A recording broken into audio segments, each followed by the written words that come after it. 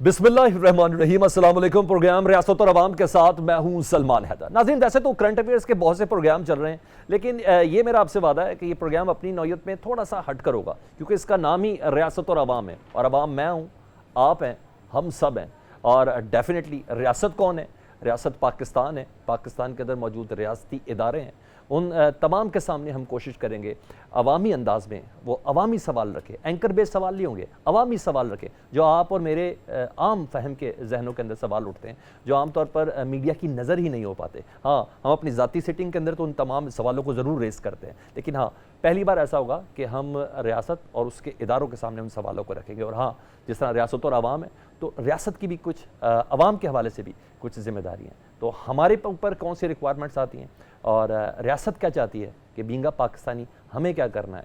क्या सिर्फ social media पे एक पोस्ट लगा के अपने मामलात से मुबर्रा हो जाना है? नहीं, बहुत सी ऐसी चीज़ें जो अवाम से भी रिलेटेड हैं। ये तमाम चीज़ें सामने रखेंगे, और ये मेरा आपसे वादा है, ये प्रोग्राम थोड़ा हट कर होने वाला है। प्रोग्राम के टॉपिक की तरफ बढ़ता हूँ तो सबसे पहले आपको बता देंगे जी, आज पीपल्स पार्टी एक बार फिर जी फ्रंट फुट पर नजर आ रही है, जिस तरह इलेक्शन के दिन करीब आते जा रहे हैं। बिलावल भुट्टो साहब ने मर्दान वर्कर्स कन्वेंशन से खिताब किया, और इस खिताब में कहा कि सबको नजर आ रहा है कि आने वाले इलेक्शन में पीपल्स पार्टी जीतेगी। वो सब कौन है जिसका पूरे पाकिस्तान को शायद इस वक्त अंदाज़ा नहीं, क्योंकि सियासी जोड़ तोड़ में जिस तरीके से हम देख रहे हैं कि सेंट्रल पंजाब, जिस तरीके से हम देख रहे हैं बलोचिस्तान, और जिस तरीके से हम देख रहे हैं सिंध के अंदर मुस्लिम लीग नून बहुत स्पीड से आगे बढ़ती हुई नज़र आ रही है, लेकिन बिलावल साहब को कुछ और नज़र आ रहा है। ये एक अहम तरीन टॉपिक होगा। दूसरा, इस्तेकाम पाकिस्तान पार्टी का क्या लाया अमल है? अब तक तो ऐसा लग रहा है जैसे मुस्लिम लीग नून पर उस तरीके से वो तीर नहीं बरसा रहे जिस तरह दीगर अपने ओपोनेंट्स पर बरसा रहे हैं। क्या ये कोई फ्रेंडली मैच है? ये भी एक अहम तरीन सवाल होगा, ये भी अपने मेहमानों के सामने रखेंगे। तीसरा अहम तरीन चीज़ ही $70 करोड़ IMF से मिला, और अब छलांगे मार रहे हैं,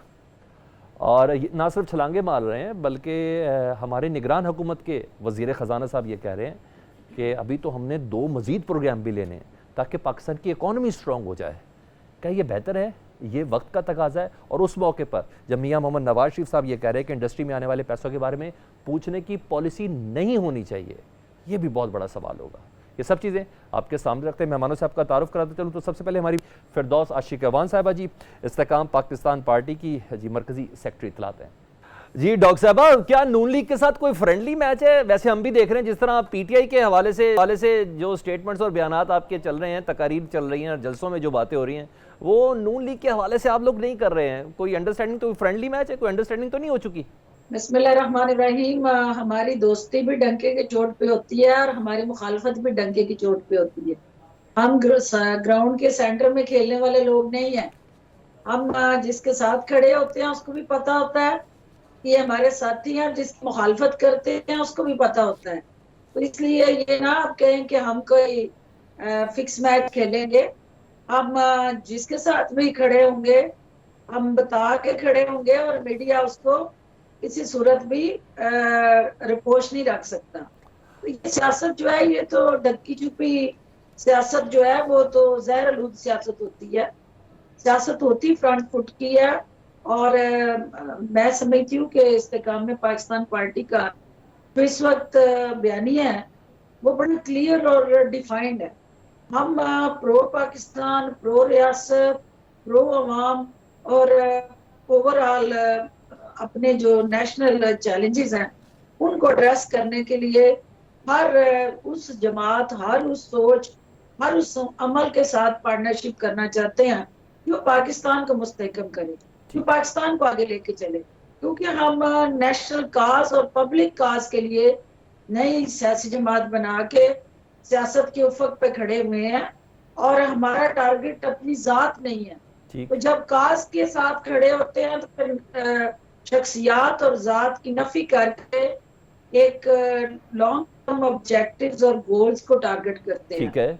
इस वक्त हमारी सियासत का मरकज और महक पाकिस्तान की सियासत से हट के पाकिस्तान है, और रियासत को मुस्तहकम बनाना और सियासत और रियासत को इकट्ठा करके, ठीक है, सियासत और रियासत को इकट्ठा करना है। ये जो इस्तेकाम पाकिस्तान पार्टी के ऊपर अगर इस तरह का कोई बयानिया या इंप्रेशन बनने की कोशिश की जा रही है कि ये नून लीग की बी टीम है, या मुस्तकबिल बहुत करीब में नून लीग के लिए तैयार हो रही है, नून लीग के साथ इल्हाक कर लेगी, तो इस तासुर को हम बिल्कुल गलत समझें। अगर किसी सियासी जमात ने किसी सियासी जमात को کے اندر ضم ہونا ہو، استحکام پاکستان پارٹی نے کسی جماعت کی بی ٹیم بننا ہوتا، تو ہمیں ایک علیحدہ نشان کے ساتھ ایک علیحدہ پارٹی رجسٹرڈ کرانے کی ضرورت کیا محسوس ہوئی؟ کیوں ہم جو ہے وہ ایک ڈیفرنٹ آواز اور ایک ڈیفرنٹ منشور لے کے سیاسی میدان میں کھڑے ہیں؟ اس کی وجوہات ہیں کہ جو لوگ باریاں لگا کے کئی دفعہ ان ذمہ داریوں کو نبھانے کی کوشش کر چکے ہیں اور وہ نہیں نبھا سکے، تو استحکام پاکستان پارٹی جو ہے اس چیلنج کو ایکسپٹ کرتے ہوئے پاکستان کے اس پولیٹیکل سینیریو کے اندر، اس سیاسی منظرنامے کے اندر وہ اس چٹان کی طرح کھڑی ہو کے اپنے عوام کو ریلیف دینا چاہتی ہے کہ جو پہلے فیل ہوئے ہیں آپ ان کو چانس دینے کی بجائے جو آزمائے ہوئے نہیں ہیں ان کو آزمائیں، اور عوام کے ساتھ ہم اسی بیانیے کے ساتھ الیکشن کے دنوں میں دستک دیں گے، اور ہمارا بیانیہ اور ہمارا منشور جو ہے وہ شاہین کو پرواز دلاتے ہوئے الٹیمیٹلی پاکستان کو اونچا کرے گا۔ ٹھیک ہے۔ اچھا خواجہ آصف صاحب، آپ کے پارلیمانی فرینڈ کہیں گے سیالکوٹ والے، ان کے اس بیان کو کیسے رسپونڈ کریں گے کہ مسلم لیگ نون ان تمام افراد کو بھی ٹکٹ دے گی جنہوں نے پنجاب میں حکومت بنانے میں، حمزہ شہباز کی حکومت بنانے میں کردار ادا کیا تھا؟ اگر اس وقت کی ہسٹری دیکھیں تو جو بڑی بڑی وینیں اور کوسٹرز بھر کے نا جہانگیر خان ترین صاحب بہت زیادہ ایکٹیو تھے، اور پھر وہ فلیٹیس کے اجلاس وہ ہم سب نے دیکھے، تو جو اب آج کی استحکام پاکستان پارٹی ہے اس وقت وہ حمزہ شہباز کی حکومت بنانے میں کردار ادا کر رہی تھی، تو اس طرح تو اس کا مطلب ہے استحکام پاکستان پارٹی کو بھی نون لیگ ٹکٹ دینے جا رہی ہے۔ دیکھیں اس وقت جو ہے وہ اس وقت کی صورتحال کے مطابق جو چیلنج یہی تھا کہ کس طرح پاکستان کو ڈیفالٹ ہونے سے بچایا جائے، ایک پولیٹیکل سٹیبلٹی لائی جائے، ایک معاشی اور سیاسی عدم استحکام کا شکار قوم کو یکجا کیا جائے اور پاکستان کو پولرائزیشن سے نکالا جائے، تصادم اور ٹکراؤ کی سیاست سے نکل کے پاکستان کو معاشی فرنٹ پہ جو چیلنجز ہیں ان کو پولیٹیکل سٹیبلٹی کے ساتھ جوڑ کے جو اکنامک سٹیبلٹی ہے اس کو انشور کیا جائے۔ تو یقیناً جہانگیر ترین صاحب نے اس وقت بھی ملک کے لیے اور اس قوم کے لیے ایک ایفرٹ کی تھی، اور کہیں پہ بھی انہوں نے اپنی ذات کو، تو کہیں نہ وہ کسی جگہ وزیر تھے نہ مشیر تھے نہ ان کا کوئی ذاتی انٹرسٹ تھا، اس وقت بھی وہ اس ملک کے لیے کھڑے تھے، اور جب بھی ملک نے ان کو آواز دی ہے وہ اس دھرتی ماں کے لیے کھڑے ہوئے ہیں، اور اس دھرتی ماں کا قرضہ ادا کرنے کے لیے اس وقت بھی استحکام پاکستان پارٹی سیاسی میدان میں کھڑی ہے اچھا فردوس انشاءاللہ۔ صاحبہ، انتخابات میں آپ استحکام پاکستان پارٹی کو کس نمبر پہ کھڑا کرتی ہے؟ پہلا، دوسرا، تیسرا، چوتھا، پانچواں؟ آپ کو کیا لگتا ہے؟ دیکھیے ہم تو فرنٹ فٹ پہ ہر حلقے کے اندر اپنے آپ کو ایک لیڈنگ رول میں دیکھتے ہیں، اس کا فیصلہ عوام نے کرنا ہے کہ وہ ہمیں کہاں پلیس کرتے ہیں، لیکن ہمارے چونکہ منشور کے اندر جو چیزیں پہلی دفعہ پاکستان کے عوام کے درد کا، دکھ کا مداوع اور مرہم لے کے وہ منشور آیا، اور یہ پہلا عوامی دستور ہے، اور یہ ایک اکنامک وے فارورڈ ہے جو پاکستان کو ان چیلنجز سے نکال سکتا ہے، تو ہمیں یقین ہے کہ عوام ہمیں ضرور موقع دیں گے، اور جہاں جہاں ہمارے کینڈیڈیٹس الیکشن لڑیں گے ان کو وہ پولیٹیکل سپیس ملے گی، اونرشپ ملے گی، عوام ان کے پیچھے کھڑے ہوں گے، اور ہم ایک لیڈنگ رول ادا کریں گے۔ یعنی اپنی ٹیم کو دیتے یہ ایکسپیکٹ کر رہی ہے کہ پنجاب میں حکومت بنا سکے یا مخلوط حکومت میں اپنا کردار ادا کر سکے گی استحکام پاکستان پارٹی؟ دیکھیں ہمارا کیا، جنہوں نے حکومت بنانی ہوتی ہے کوئی سرحاب کے پر نکلے ہوتے ہیں یا اچھا، کوئی ان کی ویسے کوئی نہ کوئی پر ضرور نکلے ہوتے مختلف ہیں ان کے۔ قسم کی شکلیں ہوتی ہیں، وہی لوگ ہوتے ہیں، وہی قیادت ہوتی ہے، صرف ویژن کا فرق ہوتا ہے، وہاں پہ ایک کنیکٹیوٹی اور عوام کے ساتھ اور ان پارلیمنٹیرین کے ساتھ ایک سیاسی رفاقت جو ہے وہ میٹر کرتی ہے، اور ہر شخص جو کسی جماعت میں آتا ہے وہ عزت چاہتا ہے، اور اگر کسی کو عزت، رسپیکٹ اور ڈگنیٹی کے ساتھ کوئی پوزیشن ملے تو وہ ڈیفینیٹلی استحکام پاکستان پارٹی کے ساتھ آگے کھڑے ہوں گے، تو ہم صوبے کے اندر جو ہے وہ خود حکومت بنانے کے منتظر ہیں، ہم ادھر ادھر سہولت کاری کیوں کریں گے؟ ٹھیک۔ اچھا فردوس صاحبہ، جب فواد چودھری صاحب گرفتار ہوئے تو آپ نے یہ کہا کہ وہ دو کشتیوں کے سوار تھے، ایک کشتی تو استحکام پاکستان پارٹی تھی، دوسری کشتی سے کیا مراد تھا آپ کا؟ دیکھیے کلیئرٹی کہیں بھی نہ ہو تو کنفیوژن جہاں جنم لیتی ہے اور کنفیوژن سے جو کرائسس پھر ابھرتا ہے تو الٹیمیٹلی وہ پھر آپ کو ایک ایسے گھوپن اندھیروں کے اندر ڈبو دیتا ہے جہاں پہ آپ کو کوئی روشنی کی کرن نظر نہیں آتی. تو فواد صاحب کا جو مسئلہ تھا اور آئی ہوپ کہ وہ اس مسئلے سے نکل آئے ہوں گے اور ان کا یہ ذاتی حق ہے کہ وہ کس جماعت کے ساتھ کھڑا ہوں. اور انہوں نے جب آئے ہیں استحکام پاکستان پارٹی کے ساتھ تو انہوں نے میٹنگز بھی کی, باضابطہ طور پہ پریس کانفرنس میں بھی آئے. گرفتاری سے چند دن پہلے جہانگیر ترین صاحب سے ملاقات ہوئی.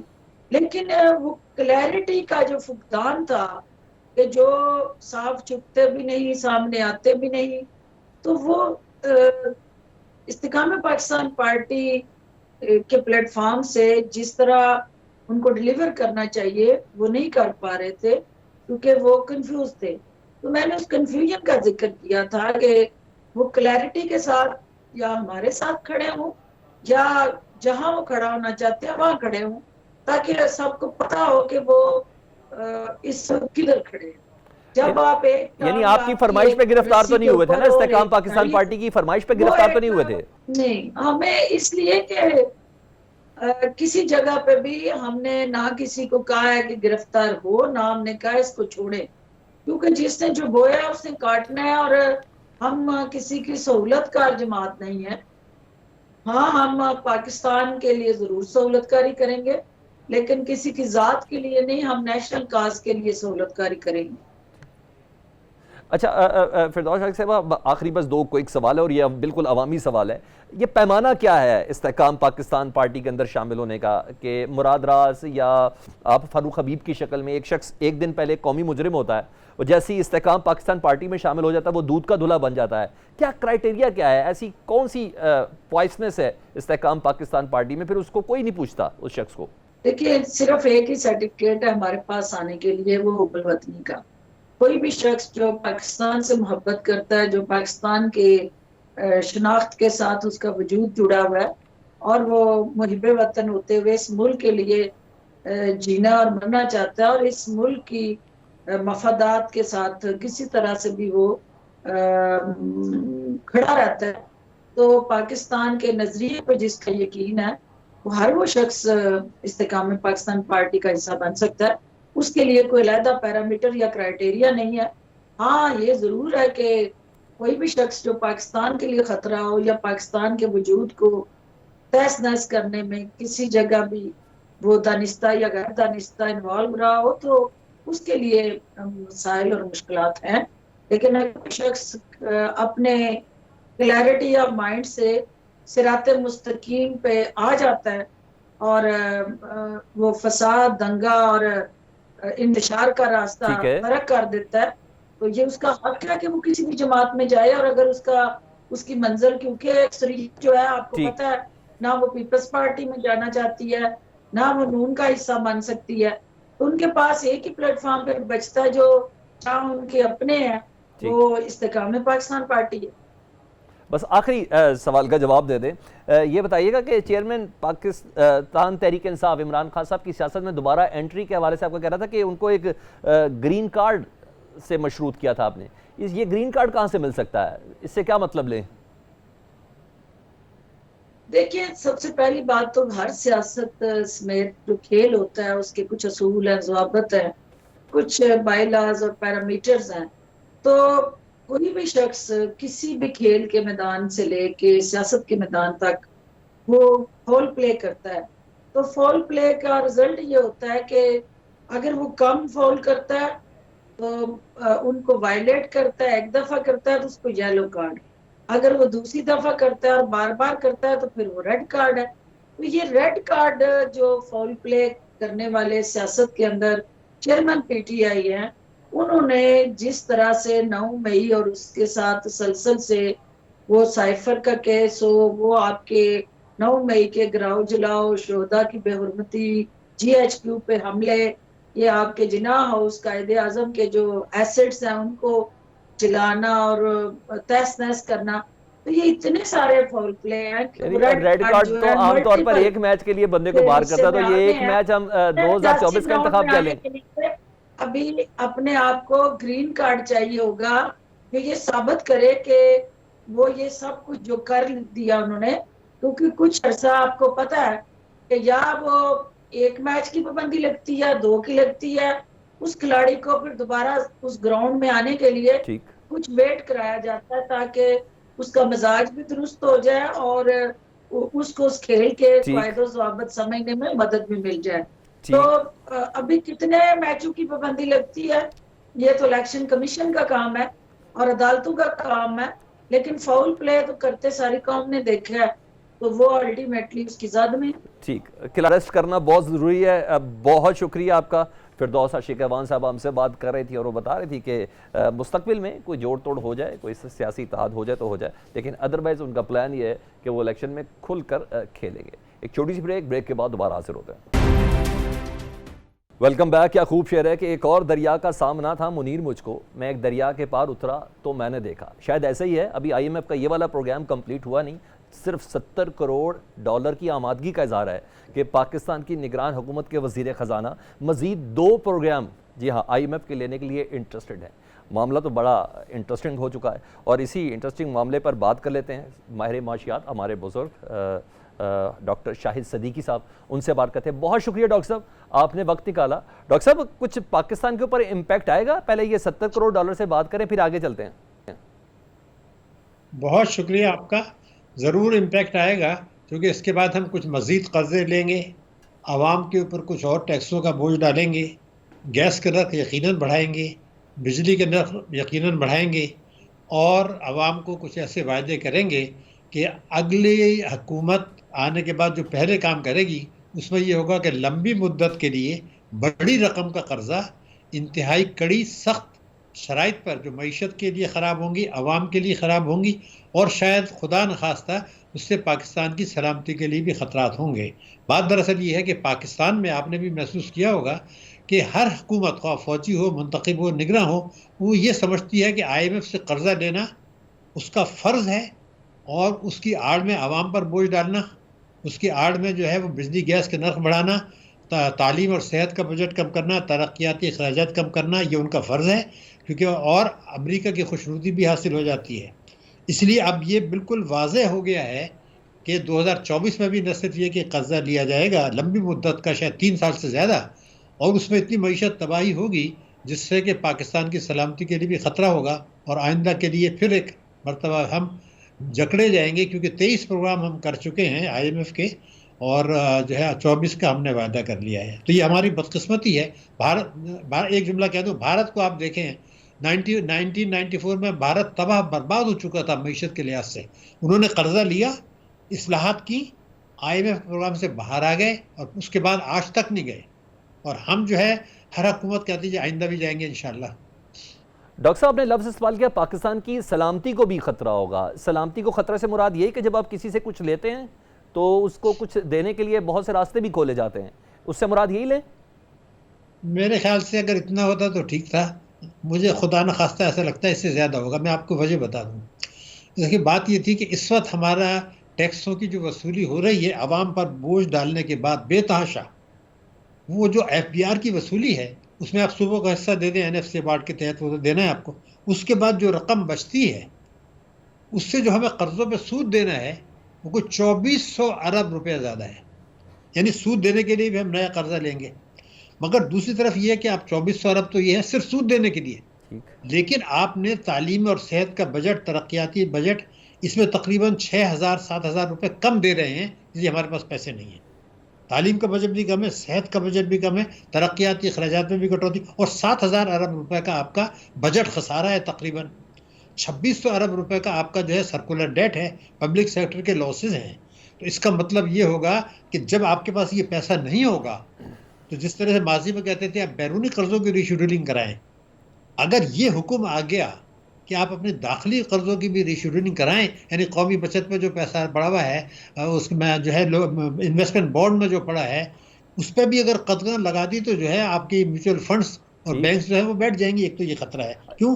کیونکہ بینکس جو ہیں وہ قرضہ دے رہے ہیں حکومت کو جو ایسے دنیا میں کہیں نہیں ہوتا. کوئی تقریباً 2100 ارب روپے انہوں نے حکومت کو دیا ہے ٹھیک جو سرمایہ کاری ہے, ٹھیک. اور 1200 ارب روپے جو ہے قرضہ دیا ہے جو اچھا اصل ڈاکٹر کام صاحب ہے اس تجارت چیز کو کو ذرا بینک. مزید سادہ طریقے سے بتائیں کہ correct me if I am wrong, مجھے کیوں ایسا لگ رہا ہے کہ ہم قرض لینے پہ بہت زیادہ آمادہ ہیں, لیکن اس قرض کو چکانے کے لیے ہم نے کوئی اپنے انفراسٹرکچر کے اندر, اپنی ایکسپورٹ کے اندر کوئی ایسا پلان نہیں بنایا ہوا, سوائے جو مجھے ابھی اس وقت مستقبل قریب میں کچھ اداروں کی نجکاری لگ رہی ہے.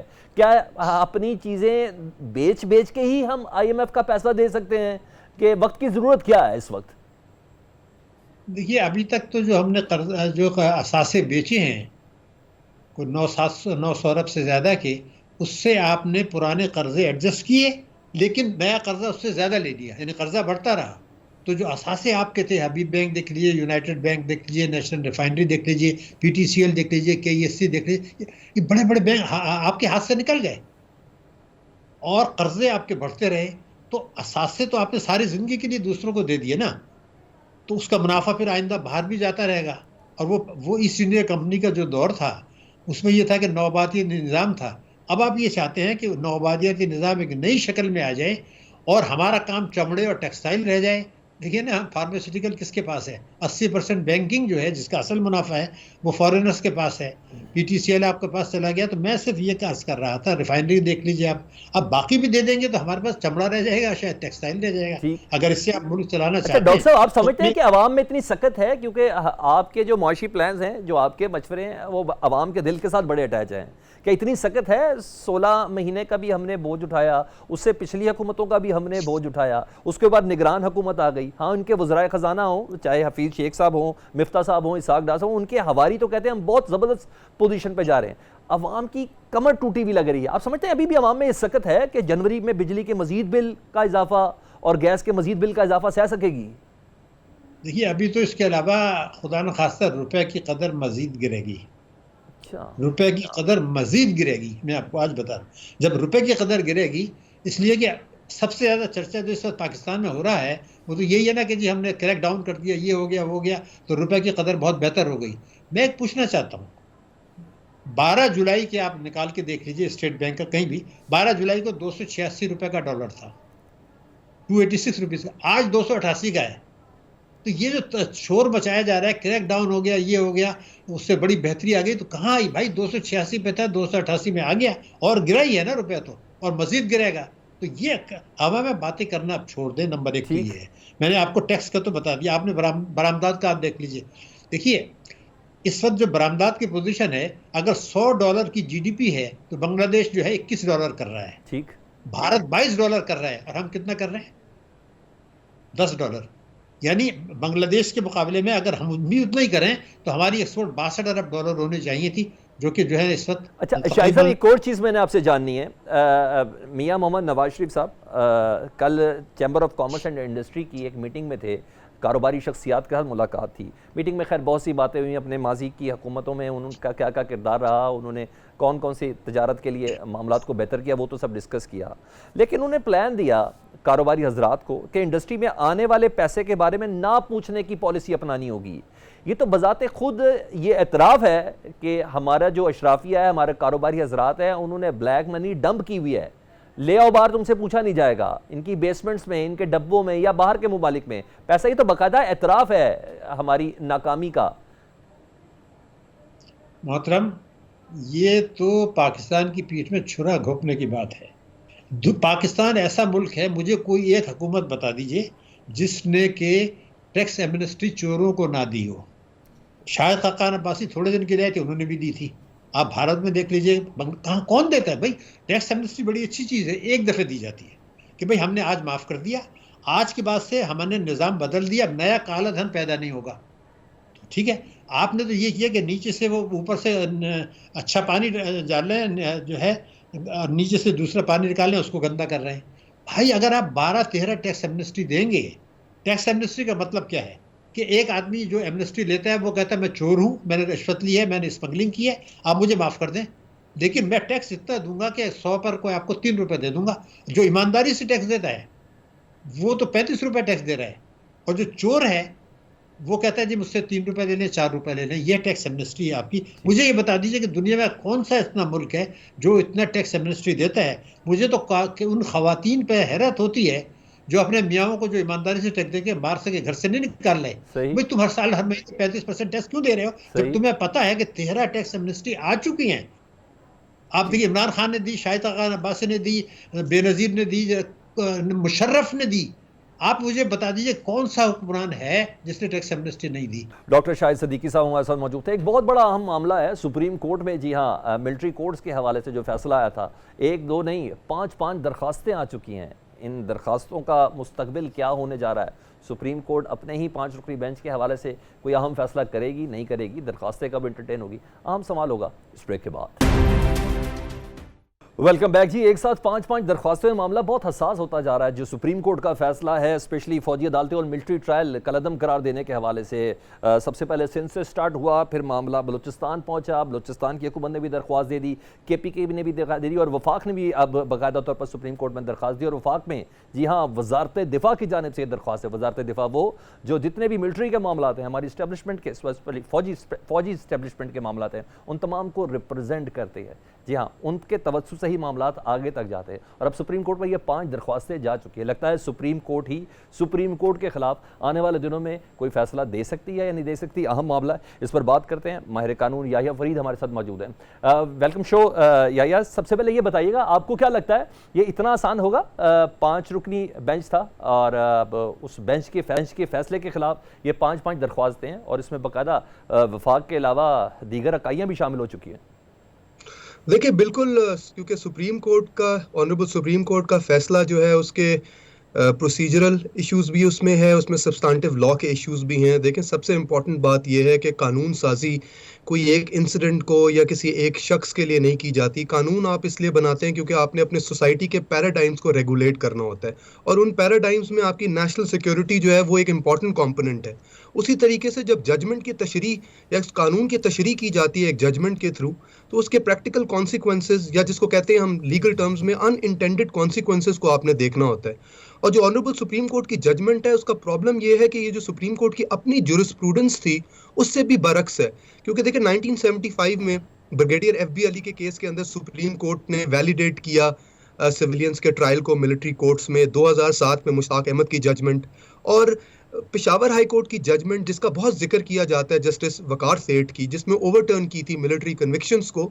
دیکھیں اس ججمنٹ میں بھی ایشو صرف یہ تھا کہ ایویڈنس کا پروسیس پرابلمیٹک تھا, لیکن جج صاحب نے کہیں یہ نہیں کہا تھا کہ سیویلینز کا ٹرائل ملٹری کورٹ میں ہو نہیں سکتا یا یہ انکانسٹیٹیوشنل ہے. اس کو انکانسٹیٹیوشنل کہنا اتنا سمپل کوئی یہ میٹر ہے نہیں. اس کی وجہ یہ ہے کہ سویلینز کا ملٹری کورٹس میں ٹرائل ہونے کے تھیوریٹیکل انڈر پننگز ہیں. سب سے امپورٹنٹ یہ ہے کہ یہ ایک مجبوری کے تحت کیا جاتا ہے. مجبوری یہ ہوتی ہے کہ آپ کے آرڈینری کورٹس جو ہے وہ انسفیشینٹ ہو یا ان ایڈیکویٹ ہو اس طرح کے ہینیس کرائمز یا اوفینسز اگینسٹ دی اسٹیٹ کو پروسیکیوٹ کرنے کے لیے. اسی وجہ سے آپ نے تھوڑا سا آسان کریں, تھوڑا سا عوامی نظریے کے مطابق تھوڑا سا آسان کریں تو وزارت دفاع کی جو درخواست ہے سپریم کورٹ میں, اس کے مطابق یہ کہا جا رہا ہے کہ جس وقت یہ 5 رکنی بینچ جسٹس اعجاز الحسن صاحب کی سربراہی میں جو تشکیل دیا گیا تھا, اس وقت supreme court practice and procedure جو بل ہے, یعنی جو فیصلہ تھا سپریم کورٹ کا اس کے حوالے سے, اس کے تحت یہ 5 رکنی بینچ نہیں تھا. تو اس بینچ کا فیصلے کو ہی کالعدم قرار دیا جائے یا اس پہ اسٹے دیا جائے جب تک اس کے اوپر کوئی لارجر بینچ نہ بن جائے. بالکل, دیکھیں یہ سارے کے سارے جو پرابلمز ہیں وہ ابھی ڈسکشن میں آئیں گے, اور اس پہ سپریم کورٹ سنے گی کہ اس وقت جب 184(3) کی پروسیڈنگز کی گئیں, پریکٹس اینڈ پروسیجر ایکٹ کی ہیئرنگز ہو رہی تھیں. لیکن میرا جو آپ سے کہنا ہے وہ یہ ہے کہ اس کی ججمنٹ کی تھیوریٹیکل پرابلمز ہیں جو سپریم کورٹ نے دیکھنی ہے. سپریم کورٹ نے اس کے فار ریچنگ کانسیکوینسز کو دیکھنا ہے, کیونکہ اس کے پرابلمز جو ہیں وہ یہ ہے کہ یہ امپلیمنٹیبل نہیں ہوگی فیوچر میں, اور یہ فیوچر میں آپ کے لیے کرائسس ڈیولپ کر دے گی. اس لیے کیونکہ دیکھیں آپ کی ملٹری کے اندر 20 to 30% سویلینز کام کرتے ہیں, آپ کے ملٹری کے ریٹائرڈ جو آفیسرز ہوتے ہیں وہ بھی سوسائٹی کے اندر واپس کام کرنا شروع کرتے ہیں, اور ساتھ ساتھ آپ ایک نیشنل سیکیورٹی ڈائلما میں ہے. جو آپ کے اینٹی اسٹیٹ ایکٹرز ہیں وہ آپ ان کو فیس کر رہے ہیں, اور آپ کو اس کے لیے ضروری ہے کہ آپ کے جو لاز ہیں اور آپ کی جو پنشمنٹس ہیں وہ ایگزمپلری ہو, وہ ڈیٹرنس کریٹ کرے سوسائٹی کے اندر. اب یہ نہیں ہو سکتا کہ آپ اس طرح کے اینٹی اسٹیٹ ایکٹرز کو عام عدالتوں میں ان کی پروسیکیوشن کرے جہاں پہ 15 سے 20 سال لگ جائے صرف فیصلے ہونے میں. اور دیکھیں اس کی وجہ کیا ہے, پنشمنٹ کی جو ریزن ہے وہ کیا ہے؟ وہ یہ ہے کہ آپ نے ڈیٹرنس کریٹ کرنی ہوتی ہے تاکہ جو ایسے عناصر ہیں وہ اس طرح کی اوفینسز کو رپیٹ نہ کریں یا اس طرح کی اوفینسز کو نہ کریں. لیکن اگر آپ ان کو اس طرح کی ایگزمپلری قانون یا ایگزمپلری پنشمنٹ سے بلینکٹ امیونٹی دے دیں گے تو پھر تو ایک کرائسس ڈیولپ ہو جائے گا اچھا، آپ کی فیوچر میں. گفتگو کا مطلب اگر میں نکالوں تو آپ کہہ رہے ہیں کہ پاکستان میں پیرلل دو سسٹم چل رہے ہیں، یعنی ملٹری کورٹس زیادہ سپیڈ سے ایفیشینٹلی فیصلے کر سکتے ہیں ایز کمپیئر ٹو پاکستان کا جو ادر جو ہمارا انفراسٹرکچر ہے اسپیشلی عدلیہ کے حوالے سے، اس کے اندر یہ چیز نہیں ہے، کافی سالوں تک کیسز کو لے کے جایا جا سکتا ہے. تو یہاں تو ہم یہ بات بھی تسلیم کریں کہ ہمارا عدالتی نظام ہی کمزور ہے. دیکھیں میں آپ کو پھر یہ بات ایک اور بات دہراتا ہوں. اور دیکھیں آپ اسپیشلائز کورٹس بناتے کیوں ہیں؟ آپ اسپیشلائز کورٹس ایک مجبوری کے تحت بناتے ہیں. اسپیشلائز کورٹس اس لیے نہیں بنائے جاتے کہ آپ نے ایک پیرلل لیگل سسٹم کریٹ کرنا ہے یا آپ نے اپنے فائدے کی ججمنٹس لینی ہے. آپ مجبوری کے تحت بناتے ہیں اور مجبوری یہ ہوتی ہے کہ آپ کی عام جو عدالتیں ہیں وہ اس طرح کی پروسیکیوشن نہیں کر سکتی. اسی وجہ سے آپ نے نیب کورٹس بنائی، آپ نے بینکنگ کورٹس بنائی، آپ نے اینٹی ٹیررزم کورٹس کو بنایا. یا میں پوچھنا چاہتا ہوں کیوں نہیں کر سکتی؟ کیا ہے ان کے ساتھ کہ یہ عدالتیں یہ والے سخت فیصلے نہیں کر سکتی، حالانکہ یہ بھی پاکستان کی سالمیت کے ساتھ ہی ریلیٹڈ ہے معاملات؟ دیکھیں بہت سی ریزنز ہیں. ایک تو ریزن سب سے امپورٹنٹ یہ ہے کہ آپ نے کچھ ہیئرنگز کو کانفیڈینشیل رکھنا ہوتا ہے، کچھ انفارمیشن کو سیکریٹیو رکھنا ہوتا ہے. آپ نہیں چاہتے کہ اس طرح کے امپورٹنٹ کیسز جس میں سیکرٹ ایکٹ بھی لگتا ہو، جس میں نیشنل سیکیورٹی کے ایشوز بھی ڈسکس کرنے ہو، آپ ان کو اوپن کورٹس کے اندر وہ فیصلے کریں جہاں پہ اس کی رپورٹنگ ہو. اور کیا آپ کو لگتا ہے کہ یہ فیزیبل ہوگا کہ ایم آئی اور آئی ایس آئی اور منسٹری آف ڈیفنس کے لائرز جو ہیں وہ عدالتوں اور کچہریوں کے چکر لگا رہے ہو؟ تو ایک تو ریزن یہ ہوتی ہے. دوسری ریزن یہ ہوتی ہے کہ آپ نے ٹرائل کو ایکسپیڈائٹ کرنا ہوتا ہے. ایکسپیڈائٹ کیوں کرنا ہوتا ہے؟ بیکاز آپ پنشمنٹ جلدی چاہتے ہیں. اس کی ریزن کیا ہے کرمنل لا کی؟ وہ یہ ہے کہ آپ نے ایک ڈیٹرنس کریٹ کرنی ہے. اگر 10 سال کے بعد فیصلہ ہوگا یا 15 سال کے بعد فیصلہ ہوگا تو ڈیٹرنس نہیں ہوگی اس چیز کی. اور تیسری بات یہ ہے کہ یہ اسپیشلائز پروسیکیوشن بھی ہوتی ہے. اس میں آپ چاہتے ہیں کہ ایک سیکیورڈ انوائرمنٹ ہو، ججز کے اوپر سیکیورڈ انوائرمنٹ ہو. لاسٹ منٹ ہے ہمارا اور میں نے کنکلوژن کی طرف بڑھنا ہے. 2 سوال ایک ساتھ آپ کے ساتھ تھرو کر رہا ہوں.